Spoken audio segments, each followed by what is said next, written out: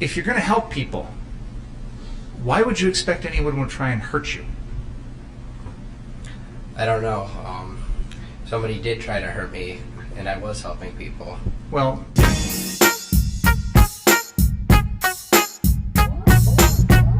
flashback.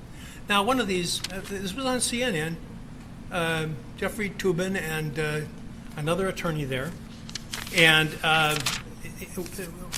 the comment was made that the ruling was incomprehensible. And I think they obviously are not familiar with this rule. That's our law.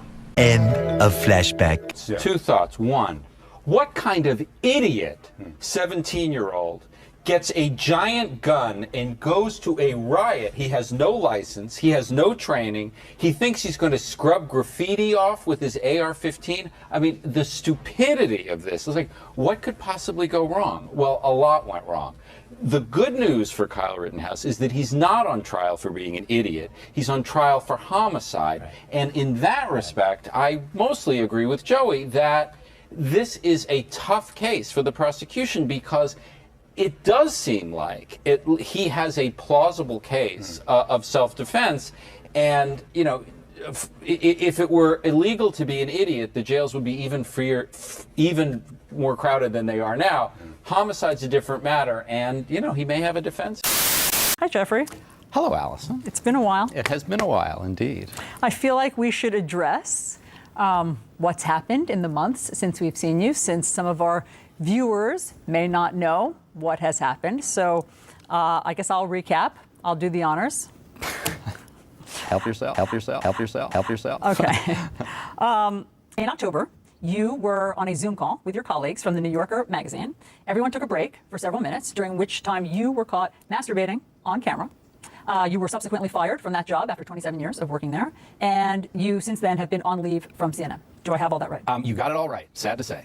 Okay, so let's start there. Okay. To quote Jay Leno, what the hell were you thinking? Well, obviously, I wasn't thinking very well or very much, and it was something that was inexplicable to me. I think one point, I wouldn't exactly say in my defense, because nothing is really in my defense. I didn't think I was on the call. I didn't think other people could see me. You thought that you had turned off your camera? Correct. I thought that I had turned off the Zoom call. Now, that's not a defense. This was deeply moronic and indefensible, but I mean, that is part of that is part of the story. And, you know, I have spent the 7 subsequent months, miserable months in my life, I can certainly confess, trying to be a better person. I mean, in therapy, trying to do some public service, working in a food bank, which I certainly am going to continue to do, working on a new book about the Oklahoma City bombing, but I am trying to become the kind of person that people can trust again.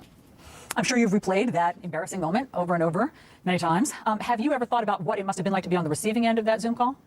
Well, I haven't just thought about it. I've spoken to several of my former colleagues at The New Yorker about it, and, you know, they were shocked and appalled. I think they realized that this was not intended for them. I think they realized that this was something that I would immediately regret, as I certainly did. And it was that day that I began apologizing, and that is something that I have tried to continue to do, both publicly and privately. You know, we've covered a lot of political scandals, and we've heard what I like to think of as the politician apology, which is, you know, I'm sorry if you were offended, which always sounds to me like I've said the words, now get off my back. That's exactly what I've tried not to do. I mean, I have tried, and I'm trying now, to say how sorry I am, sincerely, in all seriousness. Above all, I am sorry to my wife and to my family, but I'm also sorry to the people on the Zoom call. I'm sorry to my former colleagues at The New Yorker. I'm sorry to my current, fortunately still colleagues at CNN. And I'm sorry to the people who read my work and who watched me on CNN and who thought I was a better person than this. And so, you know, I got a lot to rebuild, but I feel very privileged and very lucky that I'm going to be able to try to do that. I mean, one of the ironies of this whole incident is that for decades you have covered the